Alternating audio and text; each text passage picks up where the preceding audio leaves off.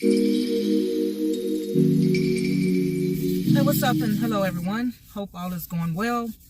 I know that you guys are probably excited and getting ready for this 4th of July illusion. Not hating on it. I just recommend that you guys be safe. Make sure that you keep an eye on your little ones, especially when it comes down to using lighters or matches. And definitely don't overdo it with all this pork stuff. Pork hot dogs, pork ribs, pork chops. I'm just saying, take it easy and just enjoy your time being with your family. I'm not going to do a whole rant on the hidden message behind the 4th of July, because you can do your own research and you already know who really got the freedom and the independence. So I just put it out there, leave it there.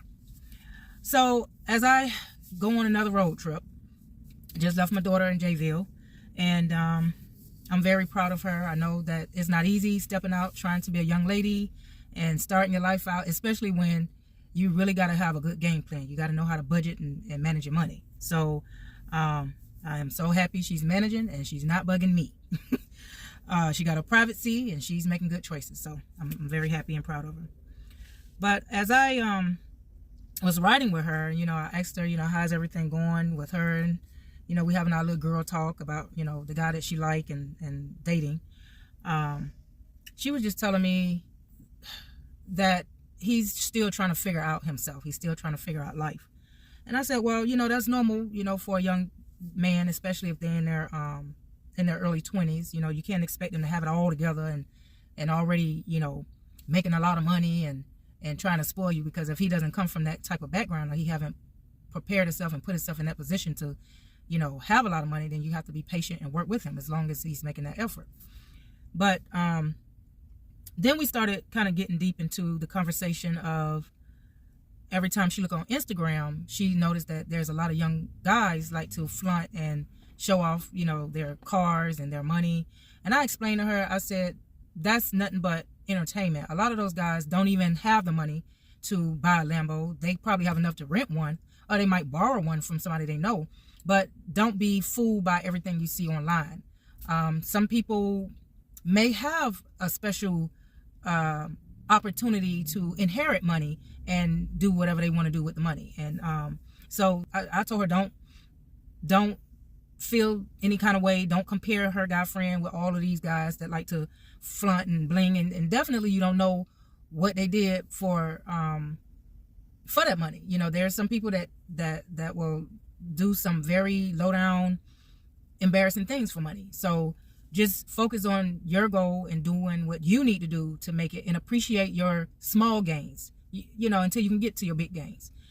But that's not really the focus of this video. The focus of this video is I want to talk about our black men. I know there's a lot of information, a lot of videos from Instagram to TikTok to YouTube about how the man mind works. And honestly, I'm still learning about the mind of a man, even though I tried to stay with one for the rest of my life. And I was with one for most of my younger years, but I'm still learning as I go. And so I used to hear a lot of talk about, this is the information that was given to me as I was my dating experience. Watch out for the men that do not have a father in their life, because sometimes they will demonstrate unbalanced behavior or some type of trauma because they didn't have a male figure in their life. And I'm going to first talk about me before I get deep down into that topic. I did not have a full-time mother or father in my life. My grandparents became my full-time parents. So I had my grandmother pretty much show me all the ladylike, classy, traditional relationship type of stuff. And then I had my grandfather that, he was the protector. He was the one that was quick to get on my cousins if they come at me the wrong way and stuff like that. And so not only that, I had the opportunity to grow up with 4 aunts and 4 uncles. And they all brought their special experiences in and showed me the good and the bad side of living life. So I will say I did get the balance. It wasn't the traditional balance of having a biological mother and father, but I did get the upbringing of having, or the opportunity to have, a masculine and feminine experience growing up. So, but I will say this. I guess sometimes your upbringing can construct and mold the way you see things, and you just got to use discernment to know what's good advice and what's bad advice. I know because my grandfather used to come home and he was very furious about the injustice and the mistreatment that he used to experience on his job because he was a black man. It kind of put this idea in my head that it's hard to really trust anybody outside of my culture. It's really hard. Now, I'm not saying that everybody in my culture is trustworthy, but I just know that just based on history and things that I've observed, there's some people, they act more superior and they really treat you less than, and sometimes they hide it and sometimes they don't. And so when it comes down to dating, I do love the melanated men. And I'm the type that I encourage and send out love to all of them, even if they have some brokenness going on, even if they're short, even if they're tall, even if they're wide, even if they're small. I just have, the most admiration for all of the black men, because I know y'all don't have it easy. I know when you are trying to compete against another culture, another race of people, then you got to try to compete for a woman, and then you got to try to show that you got to show your masculinity. It's a lot that's working against you, and I give you kudos for maintaining and trying to stay as positive and strong as you can. Now, with that being said, I do understand that when there is an imbalance in the household, when a male or a boy is growing up without a mother or a father figure, it can be a problem, and it can leave a wound within them that can carry on into their adulthood, and then it carries on into their relationship. And how do I know? Because I was with a few of them, and that's because I was looking for love in the wrong places instead of embracing self-love. And I'm not ashamed or embarrassed to admit to that. So a lot of that brokenness ended up causing me to go into a relationship with rose-colored glasses on and trying to choose someone to fill a void that I thought was missing, but it was within me. I wasn't brought up with the right guidance and teaching to recognize it. But I will say this, and this is for my young ladies, whoever's out there dating, because my daughters, they're like in their late teens and early 20s. So I would say this, when you are dating, based on past experiences for myself, do not expect the perfect relationship. And that's not just for younger ones, but the older women too, but mainly the guys that grow up with mommy issues, because when they have mommy issues, they tend to treat you similar to the way they feel about their mother. So they know it'll be very disrespectful to want to go up to your mama and say, I don't like the way you beat me, or I don't like the way you took out your anger on me because daddy cheated on you. See, a lot of guys really don't have the balls to get up and say that to their parent, or stand up and face their parents, even when their parents in the wrong. So a lot of times they'll go out and look for a girl or a woman, and if that woman try to speak up about some things they're not comfortable with, or they complain or nag about stuff, then it kind of triggers that mommy issue within that guy. And sometimes it can be very harsh the way the guy treat you, because they'll either lash out at you, or they can become physically abusive, especially if they got a lot of whoopings or beatings from their mother. It's just a lot that, when I say it was a point, like mainly in the early 90s and 80s, where it wasn't a big deal for your parents to beat you with a belt or beat you with some type of object or the closest thing they can grab. But it kind of got out of hand. And so I'm talking about just the years before they started really enforcing a law for child abuse. I'm saying the people within that age range most likely experience some type of corporal punishment. And so with that being said, when you are out there dating, you should inquire, just like they want to know, just like guys want to know, well, what you can bring to the table, or how good you are in the bedroom. You should start asking, okay, well, and it depends. Now, if that's what you into, that's your business. Like I said, choices come with consequences. But when you are trying to get to know a guy, you should ask him, okay, well, did you grow up with your mom? What kind of relationship do you have with your mom? What kind of relationship do you have with your dad? So you are trying to kind of decipher what you got to fill in if you really are into this particular guy or particular person. And I guess it can be vice versa. But I do know also some guys that grew up with both parents in the household, and the both parents were toxic and still cause issues and trauma in the boy's life. So it's like a hit and miss. I just pray and hope that everyone recognize their flaws, their shortcomings, and they go out and try to get the proper counseling and the proper help. Because as long as you continue to hold that trauma in and move on to different relationships, you're just creating more of a division within our society. Now, and I know there was a system put in place where you got the men competing against the women, and now the women trying to be more masculine and show the men that, oh, I can make money like you. I don't need you. I can be independent. We are put here to collaborate.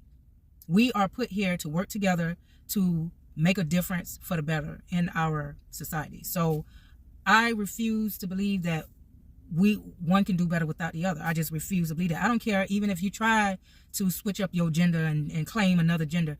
We have to still work together, and try to keep everything intact and balanced and natural in our world. And so I wanted to just come on and share that information. And I'm not trying to be Oprah or a Dr. Phil or anything like that. Like I said, I share based on experiences, based on information that comes to me through downloads. And I know that right now the system got everybody hypersexualized. They don't share the consequences to that. And how they keep everybody hypersexualized is they create divisions. Well, where the men don't have to have some type of morals or some type of character to be honest to their partner. And so now you got a lot of cheating going on. You got all these new names. You got narcissism, and you got opportunists, and you have manipulators. You got all these new names coming into place because that's the way the system designed it to be. But once we go back to our old ways, and I'm not talking about just being a king and you got about 5 wives, you got to afford all that. And you got to know how to balance your energy levels before you try to bring 5 women together to try to, do you a favor. It's not just about flesh and lust. It's deeper than that. But the way society is set up, yeah, we got too many insecure women that's hating, jealous, envy of each other. We got too many guys that feel like, okay, this woman is my property. I'm going to tell her what to do. I'm going to boss her around. I'm not going to listen to her because I'm not alpha male. And, I don't like my mama, so I'm not going to respect my girl. It's got too many things that's challenging and that's working against our culture. And we got to work as a collaborative team to heal it and raise our vibrations and do better. And I'm so grateful that I know that there's opportunity for us to improve and change, and we don't have to do it based on a pastor or a minister's story. We don't have to do it because this religion told us that we can do it. And I don't want to try to get too far off topic, but there's nothing in the Bible where it states that Jesus wanted us to worship him. He wanted us to raise our vibration. He wanted us to recognize that we are special just like him. We can make good choices just like him. We don't have to walk around sleeping with each other, sleeping, cheating, hurting each other. Not one time I heard a story about that happening with Jesus. And I mean, based on what they make it seem, he was a very attractive white man. I haven't heard anything about him walking around, trying to shoot or stab somebody with a sword because, somebody looking at his girl or he's trying to fight over a girl. Basically, the point I feel like, or the character in the Bible, Jesus was a kind-hearted, stable person that showed you the way to be stable mentally, just like him, through all of the trials and tribulations. And so this is not I'm not trying to make a point about, oh, we got to go and join some type of religion. And I'm not trying to choose one side over the other. I'm just saying that we have to create a balance. If you are going to follow the Bible, don't half step. Don't just follow one verse and then want to point everybody else out of their sins. We have to work together. And that's all it is to it. And I know nowadays all the parents feel like they got the right answer, but a lot of times they're broken and they're stuck in their ways. And sometimes it takes the young generation to wake them up and get them out of the stuck ways of seeing things and seeing life. So y'all continue to enjoy your summer break. I mean, I don't know who got a summer break or not. I know, most of the students and the school officials. But y'all just stay positive, love yourself, and continue to reach your goal of improving your vibration. Even if you fall down, get back up and try again. This song just came to mind. We fall down, but we get up. We fall down, but we get up. We fall down, but we get up. Oh yeah. For a saint is just a sinner who fell down and got up. Keep that in mind. Peace out.